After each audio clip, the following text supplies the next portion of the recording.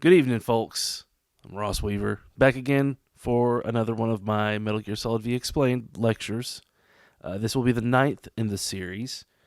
This one, I'll be covering Mission 18, Blood Runs Deep, and Mission 19, On the Trail.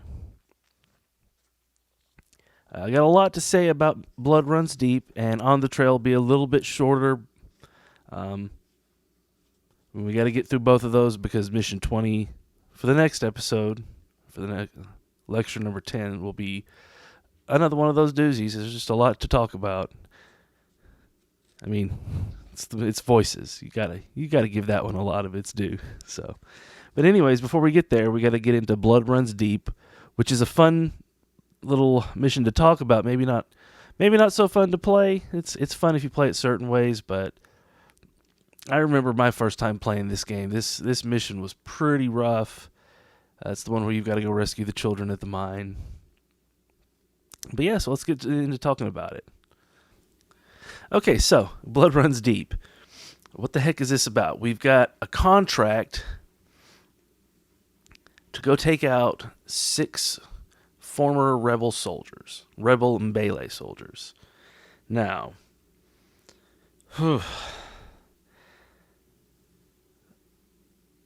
first of all, there's 5 of them that are in one location at the mine, and one of them that's at MGSV Plantation. The one at the MGSV Plantation is just an adult male. The other 5 in the mine are juvenile children. So, we show up and we've got this contract to murk all these kids, and of course, we know Snake is not going to do that. He rescues them. And that's more or less the mission. Snake shows up, finds a bunch of kids that are taken captive, rescues them. You can either kill or extract the other target, the single one who's at MGSV Plantation. Excuse me. One of the mission tasks asks you to extract him, so if you want to do all the mission tasks on this mission, you got to go non-lethal. Or at least non-lethal with that guy. So anyways, let's start at MGSV Plantation. We know the MGSV Plantation stands in for R&D, the farms, all of that. So think about slaves, slave soldiers, that whole, slaves working in mines. I think that whole idea is relevant to this whole scenario. Now we're given this mission by their former general. Now who's this general? Well, if we just assume that this is Foxhound, and I'll get to it, this whole unit of 5 plus 1 is Foxhound. There's 5 main soldiers, and then the one kind of the field commander, sort of the leader in the field, and then they'll have a general above that. And the general's not in this mission. The guy we get who's on his own is the rebel Mbele soldiers, how he's identified in the mission tasks. So the former rebel, that places him as, part of the whole mutiny, and it seems like at this point, I guess in the 70s, things were probably starting to fall apart for parts of Big Boss's scheme, I'll get more into that, but the general figure here probably primarily stands in for Big Boss himself. So he's basically, like I said, used these soldiers to create his new super weapon, and now he's just going to discard the people because all he needs is the genetic material or whatever, or the parasite stuff. And so now he's going to off these child soldiers, and like I said, don't think of them as juvenile, think of them as the next generation. But the game makes them children for other, moral reasons and narrative reasons and stuff like that, but they're really a stand-in for the 5, like I said, children, the 5 next generation special forces. Now, I've put forward in past explanations that the 5 were, I think it was like Octopus, Raven, Mantis, Fox, and Wolf, but let's consider other possibilities too, because that we know that Foxhound is the subject of a lot of rumors and mysteries and stuff like that. So if you kind of think of the one that's on their own, could be kind of like considered like Ocelot, but I would think of it more as like the snake, usually, or the leaders. It maybe been a couple of different people at different points in time, but let's just think of it like really, because I think really the leader's Fox. Old Fox is supposed to be the leader of Foxhound, but I think at first Big Boss was the leader, and since he's kind of a snake, it's sort of like one of the plus one is kind of a stand-in for Snake. But the other 5 children are probably, in this scenario, since they're all 5 in one place, and they've got like very specific designs for each one. One of them's yellow, garbed. One of them has a bum leg. One of them has, I think, these red gloves and red boots on. I haven't really pegged what all of these costume and color choices were made for, personally. I have ideas, but I think a lot of it might relate to the Metal Gear 1 and Metal Gear 2 incarnations of these characters, and I haven't played Metal Gear 1 or Metal Gear 2 properly, so I've watched videos and stuff and read about it, but until I really play those games myself, I'm going to hold off on speculating too much about them, and I'm really just trying to tie these characters to their Metal Gear Solid 1, 2, and really 4 future versions of their personas. But anyways, getting into the 5, who they are, I think these 5 could be a stand-in for specifically Octopus, Raven, Mantis, Vamp, and Fox. The one with the bum leg is definitely another stand-in for Chico, for Fox, for young Fox, which kind of indicates that maybe this was when Chico was in Cypher's care. Like I said earlier, I think he was sort of held by some other group to keep compartmentalization and things like that. So that's probably what's going on here. Now, Octopus was probably born back then. I'm going to guess Vulcan Raven was. Mantis is the one I'm really actually not sure about, because like I said in the past, I think his creation is tied in with 1986 and Chernobyl. But, well, heck, let's get into it. So I think as part of the creation of these super soldiers, they needed to be exposed to a high dose of radiation. I think we know this happened to Naked Snake. He was at the Bikini Atoll tests, and it made him supposedly unable to reproduce, made him sterile. And I think the other snakes are implied to have been subjected to high doses of radiation at some point in their life. The reason I think that keeps happening... Oh, and I wanted to mention that's also what happens in sort of the lead up to Shining Lights Even in Death, episode 43, which we'll get to way later, but there's a radiation leak, we know, on Diamond Dog's mother base. And I think that radiation leak was necessary. This gets into a subject of a tape. Skullface is talking to Code Talker. It's a pair of tapes, I believe, actually. It's pretty long. It's one that's allegedly was planned to be a cutscene, because if you listen to it, it sounds like it was supposed to be a visual cutscene, but I think it was always intended to be sort of a radio drama. If you've ever listened to an old radio drama, they would use a lot of sound effects and stuff like that, like you hear in this tape. I heard someone try to say that, I think I read this on Reddit, that because there was a slow motion sound effect in the audio tape, that proved that audio was supposed to have video to go with it, and they just never made it, and thus the game's incomplete. Well, I don't totally buy that, because I think it's just, like I said, because the subject's languages and voices, and specifically like communications through the air of audio, of spoken word, I think that's kind of what's part of the deception in those tapes between Skullface and Code Talker. So in these tapes, Skullface is trying to figure out the secret for sort of like, it's one of the secret steps, I guess you could say, in his whole recipe for making these parasites. We're led to believe that Skullface has infected himself with all of the different language strains, and he could just speak a word, speak words from that language, and he would sort of be speaking that language's version of the parasite. And I think that's more or less true. But I don't think it has the implications we're led to think it has. I don't think it means that like anyone in range of Skullface's voice is going to catch the infection and then die.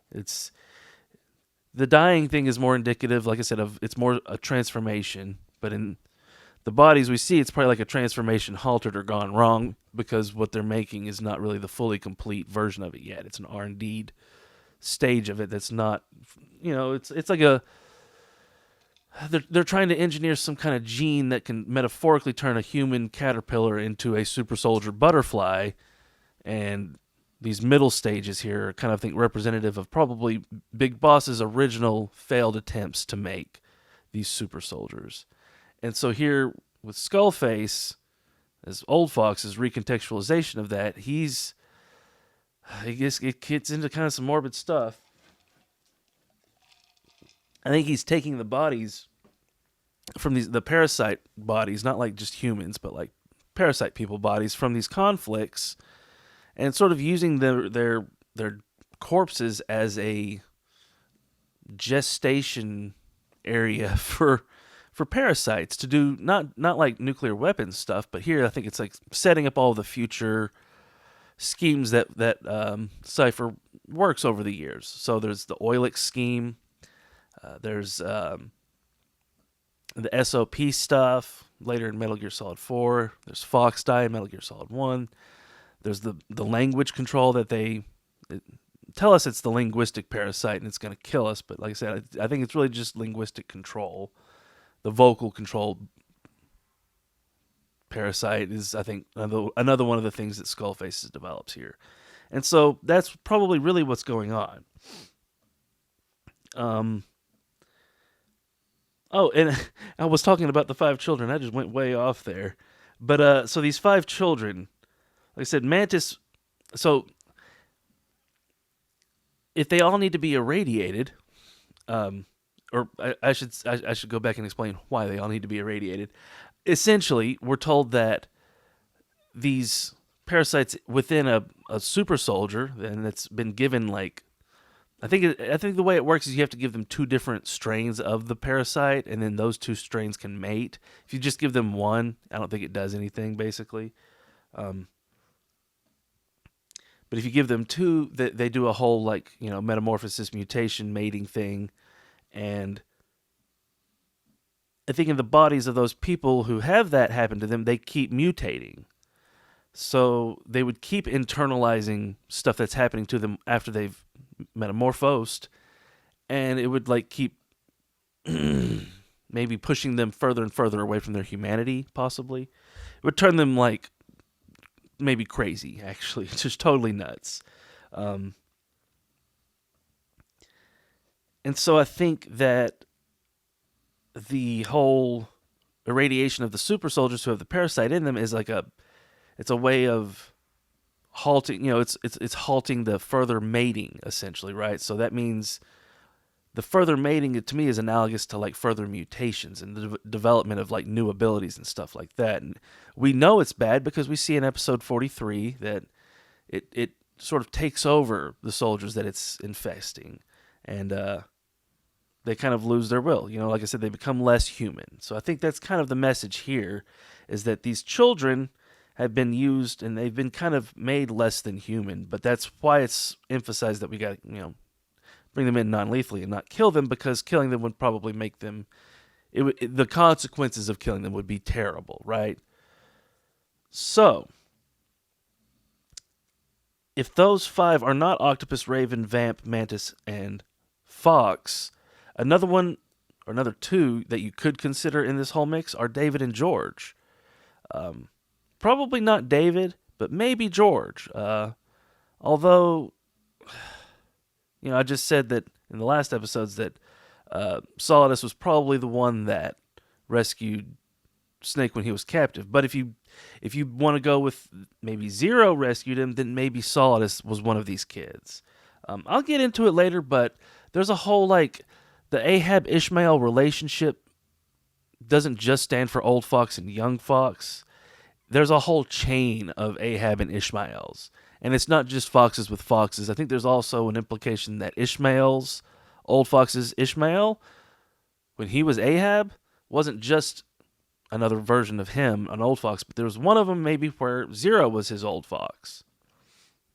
And then I think later on I'll go to explain it more, but I think Ahab eventually becomes Ishmael, and his new Ahab is Solidus.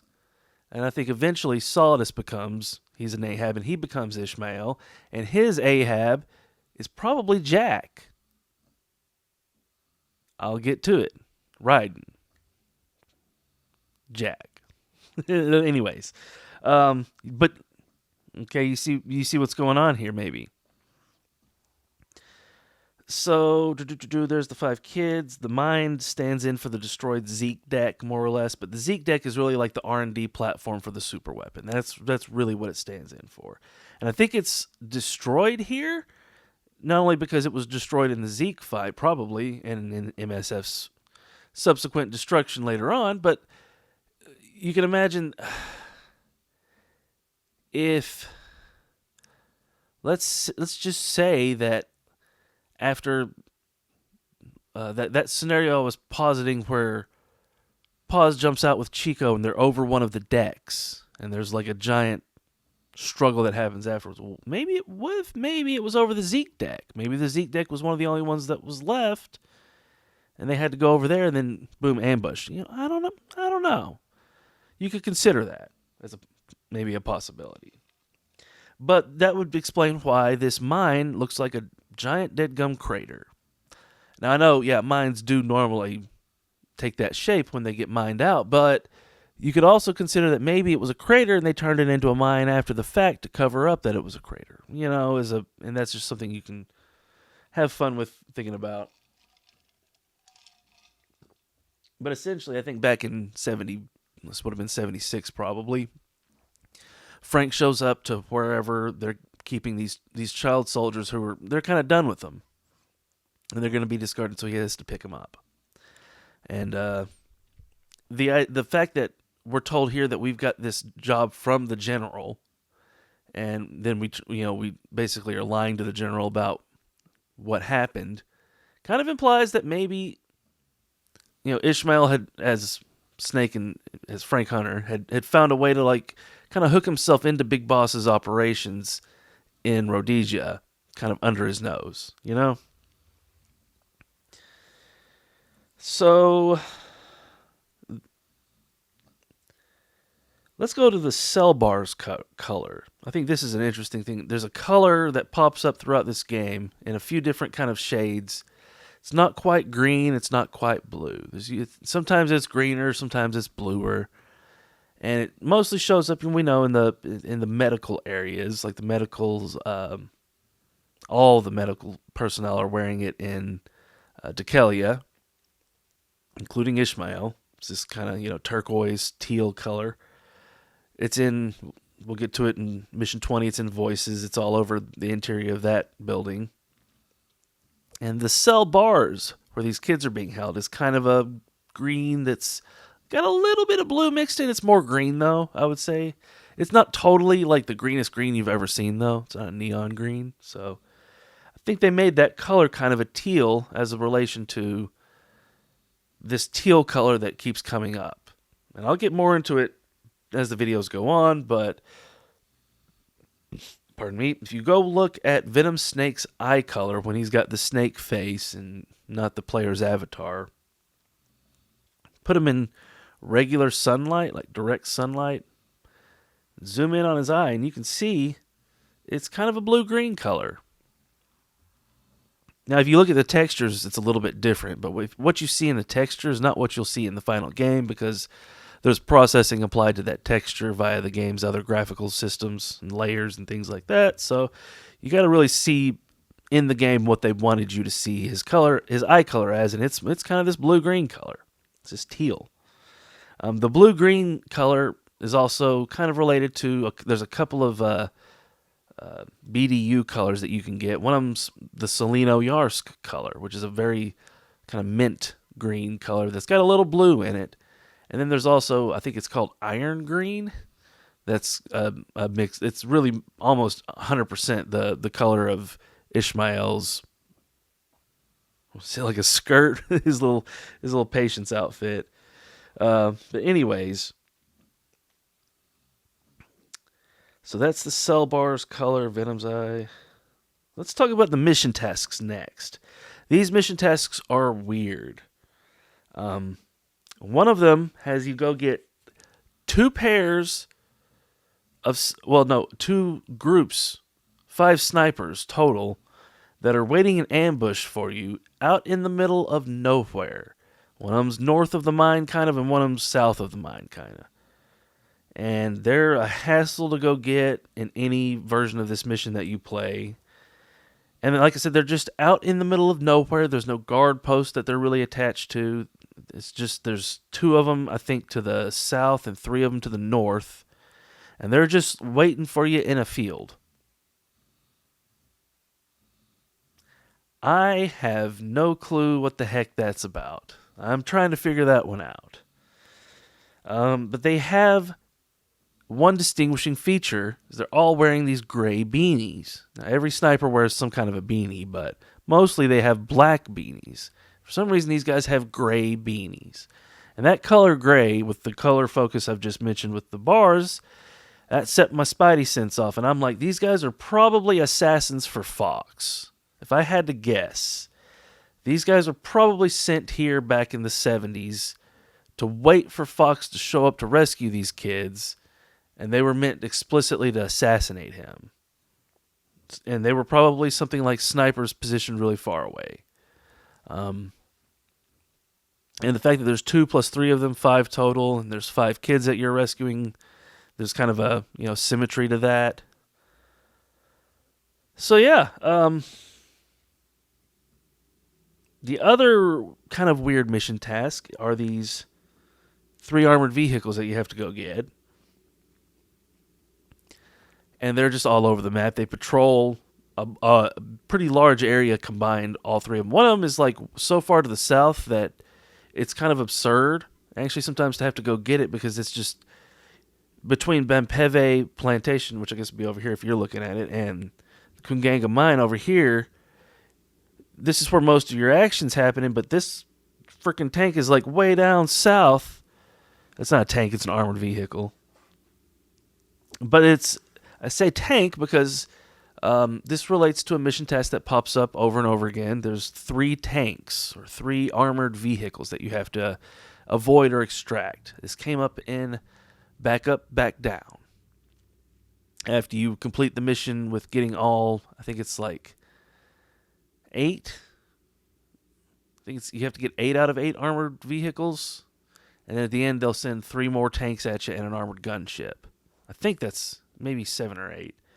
But anyways, the extra 3 tanks relates to the 3 armored vehicles here. When we get to the Skullface mission, there's 3 tanks that you have to extract there, and we'll talk more about them here in a little bit.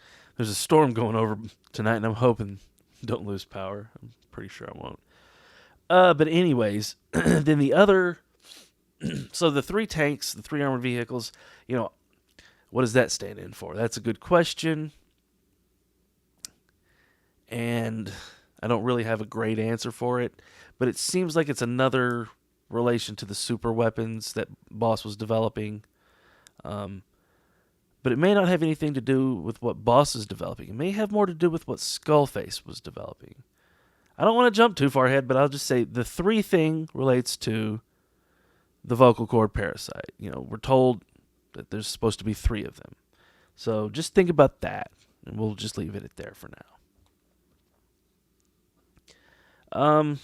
Let's go back and talk about this 6th target that's by himself for a little bit, just a little bit more. He's a former rebel Mbele soldier. Okay, now the Mbele and the Buta come up in some of the conversations you can hear the soldiers have in this mission, how they're 2 different ethnic groups that live in the same area and have different beliefs, and they're kind of opposed to each other in a lot of ways, but to an outsider, they look and sound just the same. So it's kind of a weird delineation to outsiders between these 2 groups.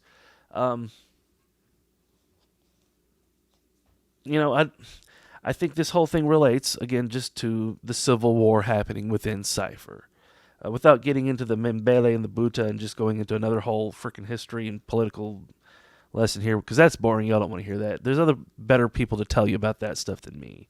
But I think the Mbele and Buta are a narrative element here to just, like I said, emphasize the one sort of like seemingly unified group of people to outsiders having a lot of infighting in a civil war, and it being kind of like it's not just something that happens in a vacuum. It's a product of like the times and external forces usually, and maybe even something like colonization or like larger global forces at work. But like I said, that I'm not an expert on that stuff. I'm just here to tell you all about symbolism. So that's mission 18, more or less. Can't think of anything that I'm missing there. Hopefully that covers everything I wanted to talk about. So let's move on to mission 19, which is on the trail. So after we've freed these children and brought them back to our base, we're gonna keep them, because I think that's what's going on. Cypher is gone and sort of like cleaning up all of Big Boss's messes, essentially.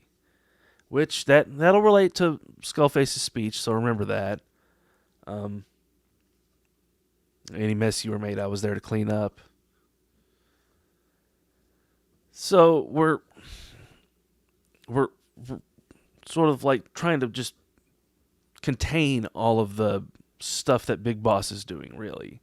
And like I said, I don't want to get into it too much, but the political scenario here in Rhodesia, it really can't be understated how important it is. In 76, so Rhodesia stopped being Rhodesia in 79 and became Zimbabwe in 1980. And the people had wanted this for a while. They had wanted like freedom, essentially, like more of a democratic way of living. But they had been, living in a colonized Africa under British rule for a while, and a lot of those people that were in the status quo in Rhodesia were the descendants of these white Brits, and a lot of them were born in Rhodesia and felt like they were Rhodesian, but they're also in a minority, and they're also doing this while they're keeping an entire population, not just like all of the population, but a large population of black people they were just subjected to essentially living in a war zone behind fences where just all kinds of crazy crap was happening just on a daily basis. Just the most abject conditions you can imagine. It was like this close to genocide. If you don't want to call it genocide, I guess fine, but I kind of consider it more or less like genocidal tactics were being taken against the locals there. And so it's hard to take the side of the Rhodesians there, but I think because they're Brits and all of that, I think Frank was probably left to take that side, because I think when Big Boss hooked in with what was going on in this region, I think he was using the guerrillas essentially as his proxies. And so in a way, Frank was kind of forced to take the side of this whole equation. It's like I said, it's complicated. Anyways, but I wanted to say this because it's like in that whole conflict in Rhodesia, there's this other element that doesn't get talked about a lot of white Rhodesians that were born there, but they don't really believe in like all of the racism stuff. They think that that's wrong, and they just want to live peaceful lives. And a lot of them ran, there was like Christians that ran monasteries and other like things, others, missions and things like that to help people, just anybody who was in need, and they would help the guerrillas and get kind of a lot of criticism from the rest of the white people living in back in the rest of Rhodesia. And like I said, it was a very complicated situation. But those are the side I really see Frank as the most sympathetic to. I think he's really just here to be like a humanitarian relief effort, and he just kind of had to end up working with sort of the status quo as a consequence of just not being able to team up with the rebels, because Big Boss was kind of already, I think, hooked into all that stuff. So, anyways, on the trail shows us going after this guy called the Major. Now, last time when we talked about the colonel in occupation forces, we talked about all the other colonels. So let's talk about all the other majors. And really, there's two majors that we need to talk about. Major Zero and Major Ocelot. And Ocelot's a major in Metal Gear Solid 3, so in a way, Zero and Ocelot are kind of linked because they're both majors in that same operation, which is kind of at the beginning of everything. So, for us, as Venom, and this would have been on the Angola side of the border. In Angola, we've got this major guy that we're showing up and getting in. He just kind of seems like a nobody. He almost seems like just a proxy. And I think that relates to how the real Zero was off, somewhere with some other identity, and the guy who had the identity of Major Zero at this point in the 70s was just some proxy. But then, why would Snake be going and getting him at that point? Well, because I don't think Snake was going to get him. I think he was going to get the other major. I think it was probably Ocelot. At this point, they'd probably figured out that Ocelot was probably working with Big Boss.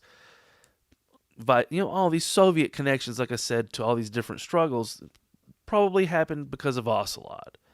And so I think Big Boss had been working with Ocelot ever since he had planned on betraying Zero.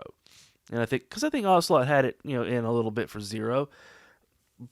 But I don't think Ocelot really wanted to, usurp Zero's command. I think Ocelot has his own kind of thing that he's doing with the Soviets, right? And Zero doesn't really get to mess with that. So why would Ocelot need to take Zero out? I don't really buy it. I think Ocelot would see Big Boss's attempt at a mutiny as an opportunity. He would probably go along with it, but then he also probably totally betrayed Big Boss later on to Zero. But he probably didn't betray him at first. And so that's why I think we've got to track him down. Or why I think Snake had to track him down in 76. That was Big Boss's XO, essentially. I think after Miller had been, shuffled off, and he'd probably replaced him with a stand-in for Miller in Afghanistan. But I think here in Africa, he had Ocelot, essentially, as his XO. So if you go into this mission and you listen to the conversation that this major has with his subordinate out in the field in this kind of hidden spot, there's this whole conversation about nuclear weapons trading, and his subordinate seems to be kind of like, ugh, this seems like a bad idea. But then the major's like, I don't know, maybe a little deterrence could help, which is kind of interesting. This is this idea of disarmament versus deterrence. This is a theme that'll come up again and again, but we're presented with sort of two conflicting ideologies about how to deal with nuclear weapons. One of them is disarmament. Get the nukes and get them off the battlefield and just totally disarm them. And the other one is deterrence, which is really just having sort of, it's the mutually assured destruction kind of idea is a type of deterrence. Stockpiling arms without using them, but having the threat of being able to use them, it's kind of a type of deterrence. I think this game doesn't necessarily take a heavy stance one way or the other, but it kind of leans towards deterrence, I think, in some underhanded ways.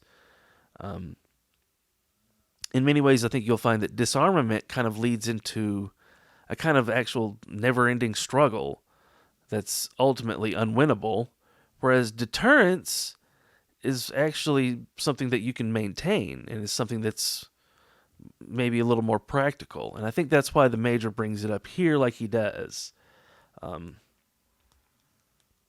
Also want to note that Ocelot's got a lot of voice lines in this mission, and normally Miller's the one who's been talking you through a lot of this stuff, but then Ocelot will come in with this mission, and it doesn't really register with you your first few times through the game, but it's kind of odd if you go back and look at it, because Ocelot, he has very choice times that he chooses to start talking to you over the radio during the missions.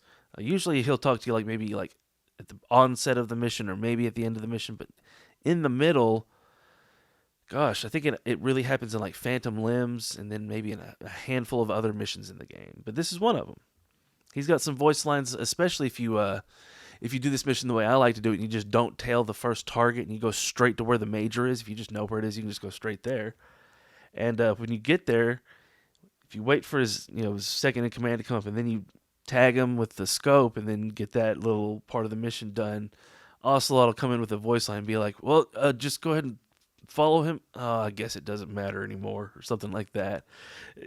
He's just almost it's like he just knows that you're just out gaming the game in a way, and he's like, "I got nothing." Like earlier when you ask about not being able to understand Russian, and he's like, "Oh, it's the it's the shrapnel. Yeah, it's pressing on the language center of your brain. Yeah. Which, if you look language center, your brain isn't anywhere near where that shrapnel would be. But I don't think the shrapnel's really there. I mean, it's really there in the game, but it may be one of those hallucinations. We'll get to it. What else is there to say about Mission 19? Oh, there's a helicopter here. And I didn't mention this in the last mission, too. This mission and the last mission, there's a helicopter present, and there's a version of the scenario where you can shoot the helicopter down.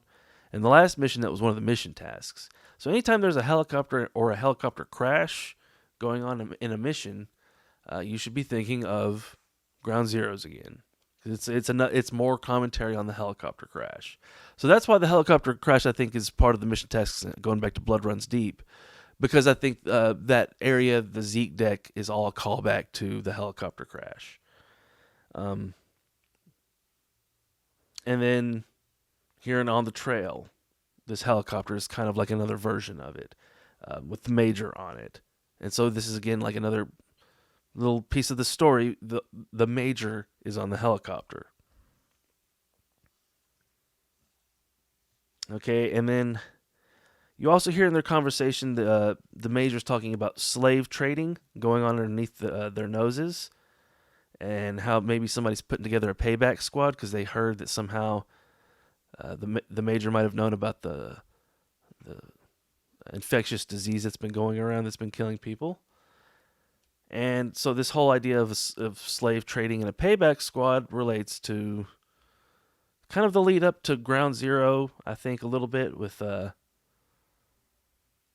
was going on underneath Zero's nose, behind his back with Big Boss. And it also goes into all this stuff later on after it's happening in Rhodesia, when people are still going through with it. They're still looking for somebody to blame, essentially. Because, like I said, I think these people all went on a mutiny, and they thought that they were doing the right thing. And I think pretty quickly it was shown that they probably weren't doing the right thing. But a lot of them had to keep going along with it, or just did keep going along with it, for whatever reason. Parasites, or maybe other reasons, but probably parasites mostly. So yeah, I believe that's it for this lecture. Lecture 9. I hope I didn't forget nothing. I hope you all have enjoyed this. Next time I'll do Mission 20 voices, and probably will only talk about that one, because Mission 21 is another long one too. But yeah, I'll probably do a couple of these, maybe even a few this weekend, and kind of try to crank a couple out, because I got a little bit of spare time coming up. And yeah, we're coming up on missions 20 to 29. And then 20 to 29 is kind of another phase of the story. And then 30 and 31 is kind of its own little deal. But this is to me, this is this arc of the story to me is actually really exciting to read. It's learning all this stuff, going through all these details, making these notes like I have is really, like I say, it's unlocked a whole new way of looking at this game for me, and it's this is the exciting part to me. So hopefully y'all have enjoyed this stuff so far. I'm not gonna slow down or stop anytime soon. Yeah, that's it. Y'all have a good night. Peace.